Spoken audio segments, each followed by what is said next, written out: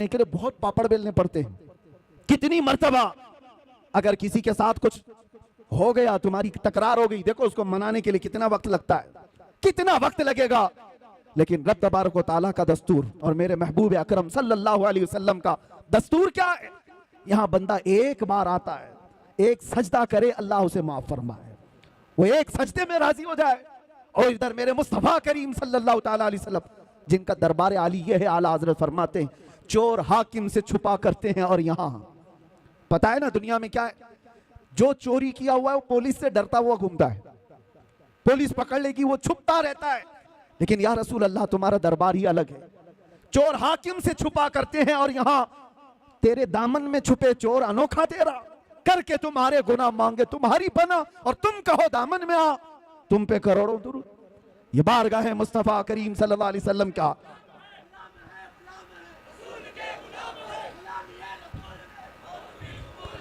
उस रसूल पाक सल्लल्लाहु ताला अलैहि वसल्लम को राजी करने के लिए बरसों नहीं लगते, सदियां नहीं लगती, बल्कि बस मिनटों की बात है। इधर तुम्हारे दिल से आह निकली, उधर वो मेरे मुस्तफा करीम सल्लल्लाहु अलैहि वसल्लम की तरफ से दुहाई आ गई। आपको मैं बताऊं, हज़रत अबू हफ्स समरकंदी फरमाते हैं मक्का मुकर्रमा में एक शख्स का इंतकाल हो गया था और मरते ही उसका चेहरा गधे की शक्ल का बन गया, चेहरा बदल गया था। एक ही बेटा था, देखा मैयत को, डर गया कि मैयत को दिखाएं तो कैसे दिखाएं लोगों को, बदनामी कितनी होगी, रुसवाई कितनी होगी।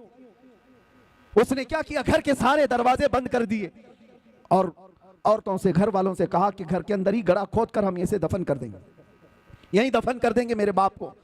चेहरा जानवर की तरह दिख रहा है, वो रो रहा था, गम में था। इसी असना में उसके घर का एक दरवाजा खुला, एक बुजुर्ग घर के अंदर आए, चेहरे पर चादर पड़ी हुई थी।